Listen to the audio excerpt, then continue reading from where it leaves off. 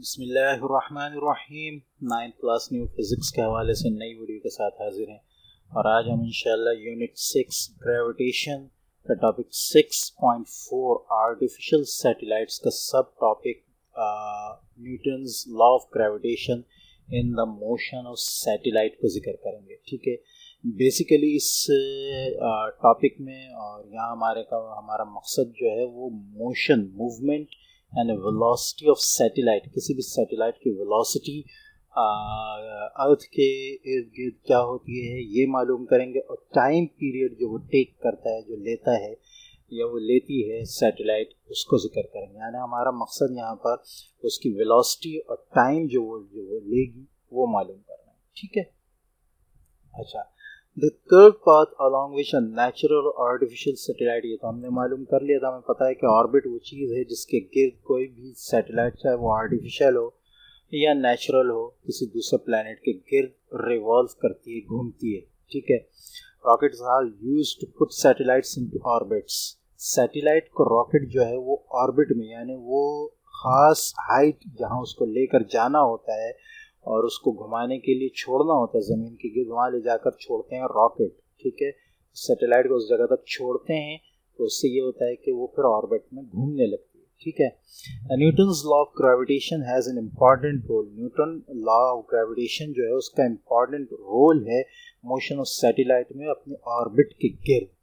ठीक है, उसकी वजह ये है कि यहाँ हमें पता है कि हर कोई भी कहना चाहिए फोर्स जो किसी भी चीज़ को गोल घूमने पर मजबूर करे, वो फोर्स जो है, हम इससे पहले इसको पढ़ चुके हैं।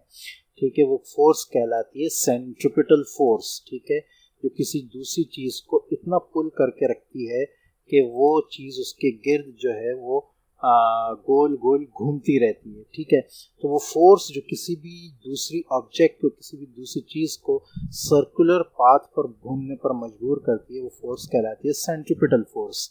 और यहाँ ज़मीन के गिर्द जो चीज़, जो सैटेलाइट घूम रही है और जो फोर्स उस सैटेलाइट को गोल गोल घूमने पर मजबूर कर रही है, ये सैटेलाइट जो उसके गिर्द घूम रही है, ज़मीन जो फोर्स एक्सर्ट कर रही है उसके ऊपर, वो फोर्स है ग्रेविटेशनल फोर्स। इट मीन्स कि ज़मीन की ग्रेविटेशनल फोर्स ही वो सेंट्रिपिटल फोर्स है जो सैटेलाइट्स को कहना चाहिए कि ज़मीन के गिर्द एक सर्कुलर पाथ में घूमने पर मजबूर कर रही है। ठीक है, तो इसीलिए कहा the Newton's law of gravitation has an important role in the motion of satellite in its orbit, क्योंकि यहाँ ग्रेविटेशनल फोर्स ही जो है वो सेंट्रिपिटल फोर्स है जो सैटेलाइट्स को जो है वो गोल गोल घूमने पर मजबूर कर रही है ज़मीन के लिए। ठीक है, because the gravitational pull of Earth on the satellite provides centripetal force needed to keep, यही बात मैंने आपको बताई। ठीक है, अब हम यहाँ कंसिडर करते हैं चंद चीज़ें। ठीक है, ताकि हम वेलोसिटी और टाइम जो है वो मालूम कर सकें किसी भी सैटेलाइट का जो ज़मीन के गिर्द घूम रही है। हम पहली चीज़ ले लेते हैं मैस, जो कि मैस है m, स्मॉल m जो कि मैस है सैटेलाइट का, कैपिटल M जो कि मैस है अर्थ का, रेडियस r जो कि कैपिटल R है रेडियस ऑफ अर्थ, और हाइट स्मॉल h जो कि हाइट है, एल्टीट्यूड है सैटेलाइट का from the surface of earth. ठीक है, और यहाँ हम इसको डायग्राम से भी डिस्कस कर लेते हैं। ठीक है, ये अर्थ है। ठीक है, इसका मैस है कैपिटल M, इसका रेडियस है कैपिटल R। ठीक है, और स्मॉल r जो है वो रेडियस है उस ऑर्बिट का जिसके गिर्द सैटेलाइट घूम रही है। ठीक है, तो ये सेंटर से है। ठीक है, ये ऑर्बिट है, इसका रेडियस है। ठीक है, और यहाँ से यहाँ तक ये हाइट है इसकी। स्मॉल m जो है इस सैटेलाइट का मास है। ठीक है, तो अब हम यहाँ देख सकते हैं कि कैपिटल R जो है, जो कि रेडियस है ऑर्बिट का, स्मॉल r जो है जो कि रेडियस है ऑर्बिट का, वो है r प्लस h, यानी अर्थ का ऑर्बिट और ये हाइट इस सैटेलाइट की जो कि ज़मीन से ऊपर है, इन दोनों के सम के बराबर है। तो यहाँ पर ये चीज़ भी आ जाएगी। ठीक है, स्मॉल r जो कि ऑर्बिट का रेडियस है वो बराबर है अर्थ के रेडियस के और हाइट ऑफ द सैटेलाइट के। ये चंद चीज़ें आपने यहाँ याद रखनी है। अब आगे हमने डिस्कस किया कि हम डिस्कस कर चुके हैं कि सेंट्रीपिटल फोर्स यहाँ पे वही ग्रेविटेशनल फोर्स है जो कि ज़मीन लगा रही है, ठीक है। तो it means F C is equal to F G. Centripetal force जो है वो सेंट्री ग्रेविटेशनल फोर्स ही है। लेकिन सेंट्रीपिटल फोर्स के बारे में हम इससे पहले पढ़ चुके हैं कि सेंट्रीपिटल फोर्स असल में सेंट्रीपिटल फोर्स का जो फार्मूला है वो है mv² अपॉन r, ठीक है, mass into velocity square upon r, ठीक है, रेडियस। तो जबकि यहाँ जो है एफ जी जो ग्रेविटेशनल फोर्स है उसका फार्मूला भी हम ऊपर पढ़ चुके हैं, capital G multiply by small M capital M जो है या मास है अर्थ का अपॉन आर स्क्वायर, ठीक है। ये भी हम ऊपर ग्रेविटेशनल फोर्स में डिस्कस कर चुके हैं, ठीक है, यहाँ, ठीक है।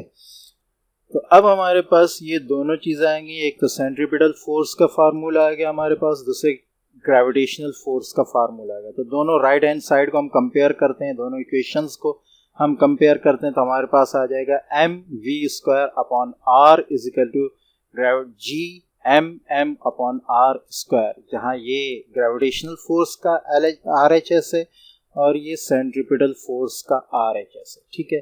जब हमने इन दोनों को कंपेयर किया तो हमारे पास जो है वेलोसिटी का फार्मूला आ जाएगा हमारे पास, यहाँ m और m कैंसिल हो जाएगा, ठीक है, और r जो है ये उधर न्यूमरेटर में चला जाएगा और इसके साथ जो है कैंसिल हो जाएगा एक r के साथ। इसको मैं यहाँ कर देता हूँ, ये m और m कैंसिल हो जाएगा और ये r इधर आ जाएगा, इधर आने के बाद ये कैंसिल हो जाएगा इसके साथ, ठीक है। तो अब यहाँ पर आपके पास बचा जी एम अपॉन r और ये भी ख़त्म हो गया तो ये उधर चला गया, तो यहाँ बचा v²। तो इट मीन्स वेलोसिटी का जो फार्मूला है वो हमारे पास आ गया है v is equal to G M upon r। लेकिन जो छोटा r है ऑर्बिट का उसके बारे में हमें पता है वो है r plus H, capital r plus H. तो उसको हमने चेंज कर लिया यहाँ पे r को कैपिटल r प्लस एच के साथ, ठीक है।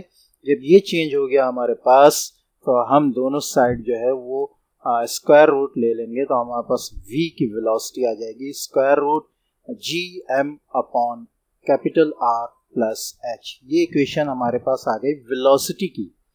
इट मीन्स यहाँ पर मास का कोई जिक्र नहीं है, तो इसका मतलब ये है कि सैटेलाइट का कोई भी मास हो, छोटे से छोटा हो या बड़े से बड़ा हो, वो इंडिपेंडेंट होती है अपने मास के, उसकी वेलोसिटी एक ही होती है, चाहे छोटी चीज हो चाहे बड़ी चीज हो, ठीक है। अच्छा आगे जिक्र किया time required for a satellite to complete one revolution around earth in its orbit is called its time period. और टाइम पीरियड ऑफ सैटेलाइट जो है वो इसका फार्मूला जो हमारे पास है वो है t is equal to 2πr upon v, ठीक है। और v को हम ऊपर डिस्कस कर चुके हैं कि v जो है वो बराबर होता है √gm upon r plus h के। तो यहाँ हम उसको जो है उसका फार्मूला फिट कर देंगे, ठीक है। v का फार्मूला तो v को जो है हमने यहाँ चेंज कर दिया √gm upon r plus h के साथ, तो हमारे पास उसका फार्मूला टाइम पीरियड का आ जाएगा t is equal to 2πr upon v को चेंज कर दिया हमने √gm upon r plus h, ठीक है। अब चूंकि ये डिनोमिनेटर में है, डिवाइड हो रहा है इसके साथ, इसको हम ऊपर ले जाएंगे न्यूमिनेटर के साथ, ठीक है। और जब हम इसको ऊपर लेकर जाएंगे स्क्वायर रूट वैसा ही रहेगा, ठीक है।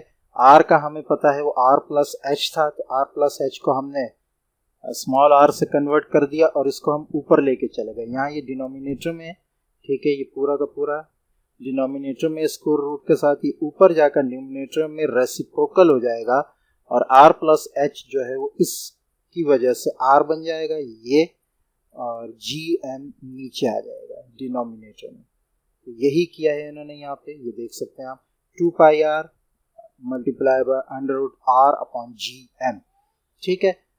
और फिर ये कि इसमें जो है ये जो r है इसको इन्होंने स्क्वायर बना के अंडर रूट के अंदर कर दिया, तो ये r रेज़्ड टू पावर, यानी यूं कहें कि ये r था तो इसको यहाँ क्योंकि स्क्वायर रूट के अंदर लेके आ गए तो आर स्क्वायर कर दिया ताकि स्क्वायर रूट से ख़त्म हो सके, और आर स्क्वायर प्लस आर आपके पास आर क्यूब आ गया। ठीक है, तो टाइम पीरियड का जो कि एक सैटेलाइट लेती है ज़मीन के गिर्द घूमने में, उसका फार्मूला भी आपके सामने आ गया। वो है 2 pi into multiply by under root R cube upon G M, capital G into capital M. तो ये इक्वेशंस थी जिनमें हमने टाइम पीरियड मालूम किया है किसी भी सैटेलाइट का रिवॉल्व करने के लिए अर्थ के गिर्द, और उसकी वेलोसिटी मालूम की है कि उसकी वेलोसिटी क्या हो सकती है। नेक्स्ट क्लास में हम मज़ीद डिस्कस करेंगे motion of artificial satellite around the earth.